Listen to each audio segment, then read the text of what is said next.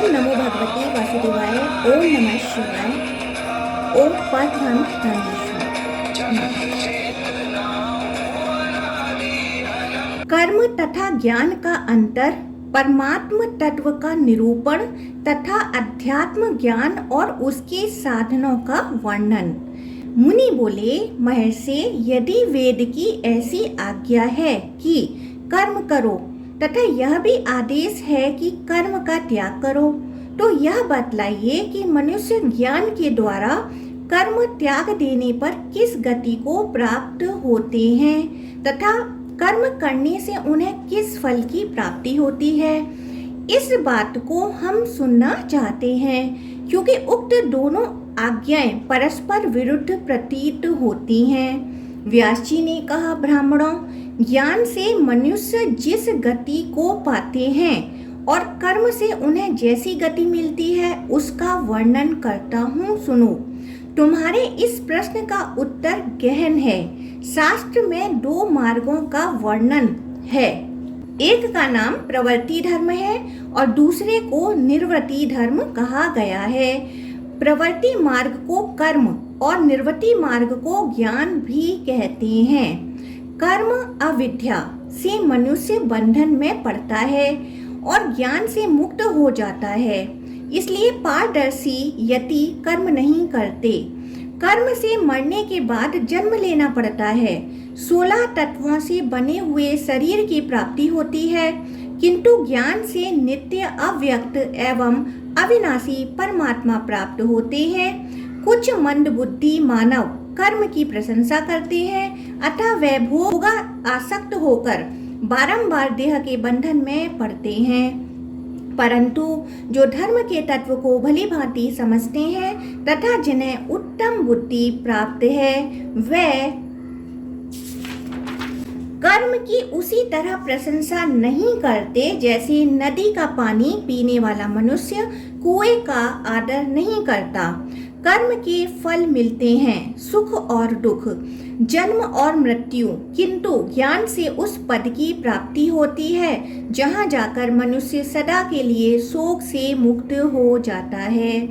जहाँ जन्म, मृत्यु, जरा और वृद्धि उसका स्पर्श नहीं करते, वहाँ केवल अव्यक्त, अचल, ध्रुव, अव्याकृत एवं अमृत स्वरूप पर ब्रह्मा की ही स्थिति है। उस स्थिति में पहुँचे हुए मनुष्यों को शीत, उष्ण आदि द्वंद्व बाधा नहीं पहुँचाते। मानसिक विकार और क्रिया द्वारा भी उन्हें कष्ट नहीं होता है। वे समत्व भाव से युक्त, सबके प्रति मैत्री रखने वाले और संपूर्ण प्राणियों के हित में रहने वाले होते हैं। ब्राह्मणों, देह, इंद्रिय और मन आदि जो प्रकृति के विकार हैं, वे क्षेत्रज्ञ के ही आधार पर स्थित हैं। वे जड़ होने के कारण क्षेत्रज्ञ को नहीं जानते, किंतु क्षेत्रज्ञ उन सबको जानता है।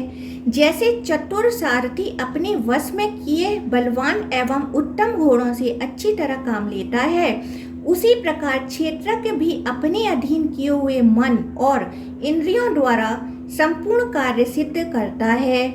इंद्रियों की अपेक्षा उनके विषय शब्दादि तन्मात्रा पर सूक्ष्म और श्रेष्ठ है। विषयों से मन पर है, मन से बुद्धि पर है, बुद्धि से महत्व तत्व पर है, महत्व तत्व से अव्यक्त मूल प्रकृति पर है और अव्यक्त से अविनाशी परमात्मा पर है। अविनाशी परमात्मा से पर कुछ भी नहीं है।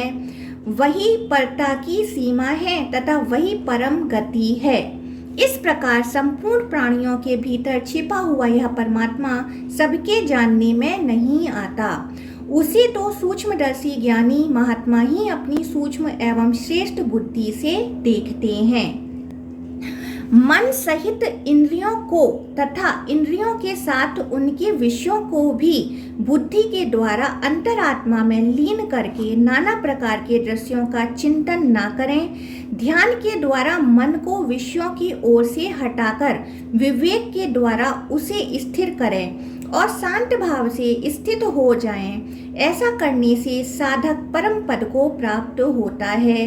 जो इंद्रियों के वश में रहता है वह मानव विवेक शक्ति को खो देता है और अपने को काम आदि शत्रुओं के हाथ में देकर मृत्यु को प्राप्त होता है। इसलिए सब प्रकार के संकल्पों का नाश करके चित्त को सत्वयुक्त बुद्धि में स्थापित करें। यूं करने से चित्त में प्रसाद गुण आता है, जिससे यति पुरुष शुभ और अशुभ दोनों को जीत लेता है। प्रसन्न चित्त साधक परमात्मा में स्थित होकर अत्यंत आनंद का अनुभव करता है। चित्त की प्रसन्नता का लक्षण यह है कि सदा सुषुप्ति के समान सुख का अनुभव होता रहे, अथवा वायु शून्य स्थान में जलते हुए निष्काम दीपक की लौ के समान मन कभी चंचल ना हो। जो मिताहारी और शुद्ध चित्त होकर रात के पहले तथा पिछले भाग में आत्मा को परमात्मा के ध्यान में लगाता है, वही अपने अंतकरण में परमात्मा का दर्शन करता है।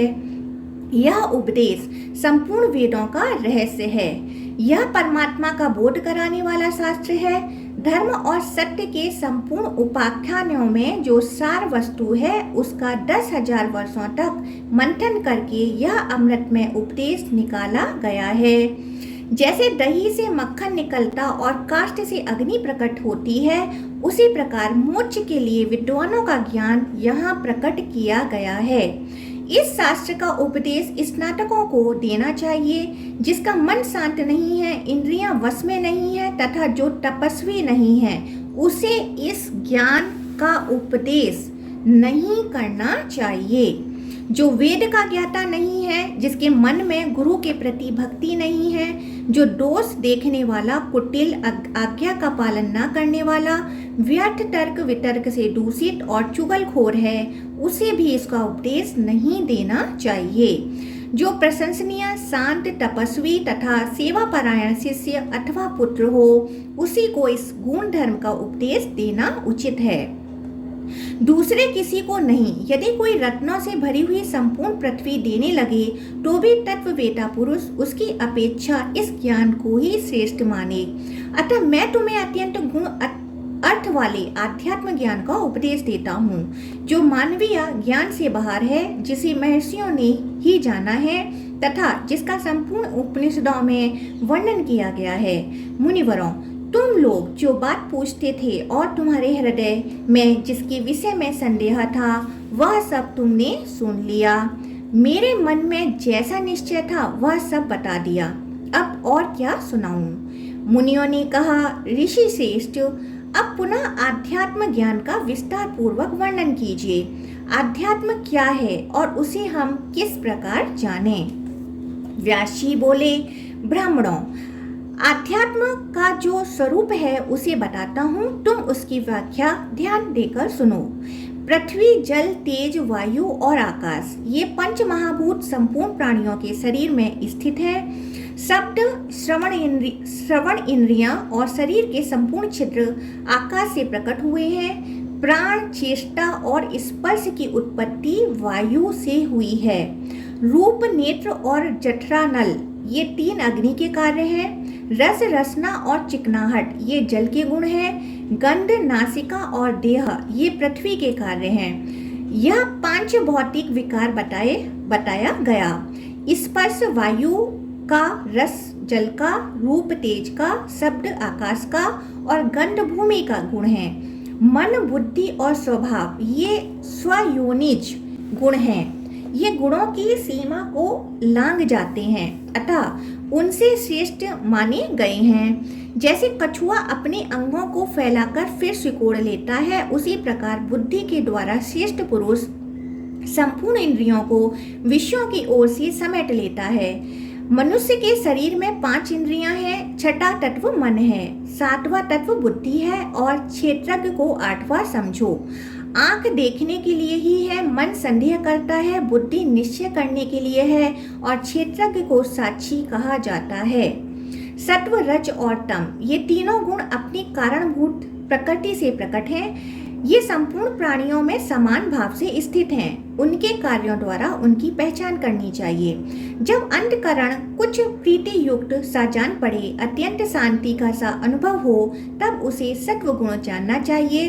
जब शरीर और मन में कुछ संताप का सा अनुभव हो तब उसे रजोगुण की प्रवृत्ति माननी चाहिए। जब अंतःकरण में अव्यक्त, अतर्क्य और अज्ञेय मोह का संयोग होने लगे तब उसे तमोगुण समझना चाहिए। जब अकस्मात किसी कारणवश अत्यंत हर्ष, प्रेम, आनंद, समता और स्वस्थ चित्तता का विकास हो तब उसे सात्विक गुण कहते हैं। अभिमान, असत्य भाषण, लोभ और असहनशीलता ये रजोगुण के चिन्ह हैं। मोह, प्रमाद, निद्रा, आलस्य और अज्ञान आदि दुर्गुण जब किसी तरह प्रवृत्त हों तब उन्हें तमोगुण का कार्य जानना चाहिए। जैसे जलचर पक्षी जल में विचरता हुआ भी उसमें लिप्त नहीं होता, उसी प्रकार मुक्त आत्मा योगी संसार में रहकर भी उसके गुण दोषों से लिप्त नहीं होता। इसी प्रकार ज्ञानी पुरुष विषयों में आसक्त न होने के कारण उनका उपभोग करते हुए भी उनके दोषों से लिप्त नहीं होता। जो सदा परमात्मा के चिंतन में ही लगा रहता है वह पूर्वकृत कर्मों के बंधन से रहित हो संपूर्ण प्राणियों का आत्मा हो जाता है और विषयों में कभी आसक्त नहीं होता। गुण आत्मा को नहीं जानते किंतु आत्मा उन्हें सदा जानता रहता है क्योंकि वह गुणों का दृष्टा है। प्रकृति और आत्मा में यही अंतर है। एक प्रकृति तब तो गुणों की सृष्टि करती है किंतु दूसरा आत्मा ऐसा नहीं करता। वे दोनों स्वभावतः पृथक होते हुए भी एक दूसरे से संयुक्त हैं। जैसे पत्थर में सुवर्ण जड़ा होता है, जैसे गूलर और उसके कीड़े साथ साथ रहते हैं तथा जिस प्रकार मूंछ में सींग होती है और ये सभी वस्तुएं पृथक होते हुए भी परस्पर संयुक्त रहते हैं, उसी प्रकार प्रकृति और पुरुष भी एक दूसरे से संयुक्त रहते हैं। प्रकृति गुणों की सृष्टि करती है और क्षेत्र के आत्मा उदासीन की भांति अलग रहकर समस्त विकारशील गुणों को देखा करता है। प्रकृति जो इन गुणों की सृष्टि करती है वह सब उसका स्वाभाविक कर्म है। जैसे मकड़ी अपने शरीर से तंतुओं की सृष्टि करती है वैसे ही प्रकृति भी समस्त गुणात्मक पदार्थों को जन्म देती है। किन्हीं का मत है कि तत्व ज्ञान से जब गुणों का नाश कर दिया जाता है तब वे फिर उत्पन्न नहीं होते, उनका सर्वथा बाध हो जाता है क्योंकि फिर उनका कोई चिन्ह नहीं उपलब्ध होता। इस प्रकार वे भ्रम या अविद्या के निवारण को ही मुक्ति मानते हैं। दूसरों के मत में त्रिविध दुखों की आत्यंतिक निवृत्ति ही मोक्ष है। इन दोनों मतों पर अपनी बुद्धि के अनुसार विचार करके सिद्धांत का निश्चय करें।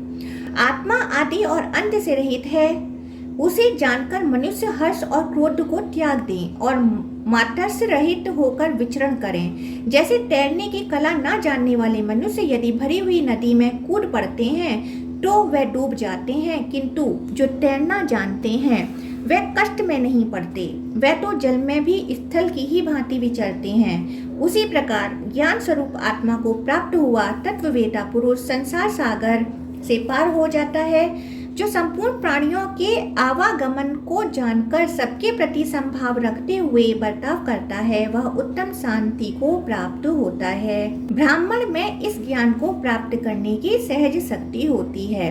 मन और इंद्रियों का संयम तथा आत्मा का ज्ञान ये मोक्ष प्राप्ति के लिए पर्याप्त साधन है। तत्व का ज्ञान प्राप्त करके मनुष्य बुद्ध ज्ञानी हो जाता है। बुद्ध का इसके सिवा और क्या लक्षण हो सकता है। बुद्धिमान मनुष्य इस आत्म तत्व को जानकर कृतकृत्य हो संसार बंधन से मुक्त हो जाते हैं। अज्ञानी पुरुषों को परलोक में जो महान भय प्राप्त होता है वह ज्ञानी को नहीं होता। ज्ञानी पुरुषों को जो सनातन गति प्राप्त होती है उससे बढ़कर दूसरी कोई गति नहीं है। मुनि बोले, भगवान अब आप उस धर्म का वर्णन कीजिए जो सब धर्मों से श्रेष्ठ है तथा जिससे बढ़कर दूसरा कोई धर्म नहीं है। व्यास जी ने कहा, मुनिवरों, मैं ऋषियों के द्वारा प्रशंसित प्राचीन धर्म को जो संपूर्ण धर्मों में श्रेष्ठ है वर्णन करता हूँ, तुम एकाग्रचित्त होकर सुनो। जैसे पिता अपने छोटे बालकों को अपनी आज्ञा के अधीन रखता है उसी प्रकार मनुष्य बुद्धि के बल से अपने प्रमत्त प्रमथनशील इंद्रियों का यत्नपूर्वक संयम करे। मन और इंद्रियों की एकाग्रता ही सबसे बड़ी तपस्या है। उसे ही सब धर्मों की अपेक्षा श्रेष्ठ धर्म जानना चाहिए। पांचों इंद्रियों सहित छठे मन को बुद्धि के द्वारा एकाग्र करके सदा अपने आप में ही संतुष्ट रहे। नाना प्रकार के चिंतनीय विषयों का चिंतन ना करे। जिस समय ये इंद्रियां अपने विषयों से हटकर बुद्धि में स्थित हो जाएंगी, उसी समय तुम्हें सनातन परमात्मा का दर्शन होगा। धूम रहित अग्नि के समान दैदीप्यमान उस परम महान सर्वात्मा परमेश्वर को मनीषी ब्राह्मण ही देखा पाते हैं। जलते हुए ज्ञान में प्रदीप के द्वारा पुरुष अपने अंतकरण में ही आत्मा का दर्शन करता है। ब्राह्मणों, तुम लोग भी इसी प्रकार आत्मा का साक्षात्कार करके संसार से विरक्त हो जाओ। जैसे सांप कैंचुल छोड़ता है, वैसे ही तुम भी सब पापों से मुक्त हो जाओगे। उस उत्तम बुद्धि को प्राप्त कर लेने पर तुम्हारे मन में चिंता तथा वेदना नहीं रहेगी। अविद्या एक भयंकर नदी है जिसके सब ओर स्रोत हैं। यह लोगों को प्रवाहित करने वाली है। पांचों इंद्रियां इस नदी के भीतर रहने वाले ग्रह हैं। मानसिक संकल्प विकल्प ही इसके तट हैं। यह लोभ मोह रूपी तृण सेवार आदि से आच्छादित रहती है। काम और क्रोध रूपी सर्पों से युक्त है। सत्य ही इससे पार करने वाला पुण्य तीर्थ है। इसमें असत्य का तूफान उठा करता है। क्रोध ही इस श्रेष्ठ नदी की कीचड़ है। इसका उद्गम स्थान अव्यक्त है। यह काम क्रोध से व्याप्त तथा वेग से बहने वाली है। अजितेंद्रिय पुरुषों के लिए इसे पार करना अत्यंत कठिन है। यह नदी संसार रूपी समुद्र में मिलती है। अपना जन्म ही इस नदी की उत्पत्ति का कारण है। जीवा रूपी भंवर के कारण इसको पार करना कठिन है। स्थिर बुद्धि वाले पवित्र मनीषी पुरुष ही इस नदी को पार कर पाते हैं। तुम सब लोग भी इस नदी के पार हो जाओ। इससे पार हो सब बंधनों से मुक्त हुआ पवित्र जितात्मा पुरुष उत्तम बुद्धि पाकर ब्रह्मा स्वरूप हो जाता है। वह सब क्लेशों से छूट जाता है। उसका अंतकरण प्रसन्नता से पूर्ण रहता है तथा वह पाप रहित हो जाता है। उसमें हर्ष और क्रोध रूपी विकार नहीं रह जाते। उसकी बुद्धि क्रूर नहीं होती। इस बुद्धि को प्राप्त करके तुम लोग समस्त प्राणियों की उत्पत्ति और प्रलय को देख सकोगे। यहाँ बताए हुए धर्म को विद्वानों ने सब धर्मों से श्रेष्ठ माना है। वह आत्मज्ञान का उपदेश संपूर्ण ग्रह रहस्यों से भी सबसे अधिक गोपनीय है। जो कोई परम पवित्र हितैषी तथा भक्त हो, उसी को इसका उपदेश करना चाहिए। ब्राह्मणों, मैंने यहाँ जिस ज्ञान का वर्णन किया है वह अनायास ही आत्मा का साक्षात्कार कराने वाला है। वह आत्म तत्व न स्त्री है, न पुरुष है और न नपुंसक ही है। उसमें दुख और सुख दोनों का अभाव है। वह साक्षात ब्रह्मा है। भूत भविष्य और वर्तमान सब उसी के रूप हैं। कोई पुरुष हो या स्त्री, जो उस ब्रह्मा को जान लेता है उसे फिर जन्म नहीं लेना पड़ता। विप्रगण, सब प्रकार के मतों ने इस विषय का जैसा प्रतिपादन किया है उसके अनुकूल ही मैंने भी वर्णन किया है। मुनि बोले, ब्रह्मा जी ने उपाय से ही मोक्ष की प्राप्ति बताई है, बिना उपाय के नहीं। अतः हम न्याय अनुकूल उपाय को ही सुनना चाहते हैं। व्यास जी ने कहा, महाप्राज्ञ मुनिवरों, हम लोगों में ऐसी ही निपुण दृष्टि होनी उचित है। उपाय से ही सब पुरुषार्थों की खोज करनी चाहिए। मोक्ष का एक ही मार्ग है, उसे सुनो। क्षमा के द्वारा क्रोध का नाश करें। इच्छा द्वेष और काम को धैर्य से शांत करें। तत्ववेता योगी ज्ञान के अभ्यास से निद्रा तथा भेद बुद्धि का निराकरण करे। हितकर सुपक्व और स्वस्थ भोजन से वह सब प्रकार के उपद्रवों को मिटाए। विद्वान पुरुष संतोष से लोभ और मोह का, तात्विक दृष्टि से विषयों की आसक्ति का, दया से अधर्म का, सम्य अनित्य बुद्धि के द्वारा स्नेह का तथा योग साधना से क्षुधा का निवारण करे। पूर्ण संतोष से तृष्णा को, उत्थान उत्तम से आलस्य को, निश्चय से तर्क वितर्क को, मौनावलंबन से बहुत बोलने की प्रवृत्ति को, सूरता से भय को, बुद्धि से मन और वाणी को तथा ज्ञान दृष्टि से बुद्धि को जीतें। शांत चित्त हो पवित्र कर्मों का अनुष्ठान करते हुए इस बात को समझें। जिसके पाप धुल गए हैं। ऐसा तेजस्वी, मिताहारी तथा जितेंद्रिय पुरुष काम और क्रोध को अपने वश में करके ब्रह्मा में प्रवेश करता है। अविवेक और आसक्ति का अभाव, दीनता का त्याग, अविनय से दूर रहना, चित्त में उद्वेग न आने देना, स्थिरता धारण किए रहना तथा मन, वाणी और शरीर को संयम में रखना, यह सब मोक्ष का प्रसादपूर्ण, निर्मल एवं पवित्र मार्ग है।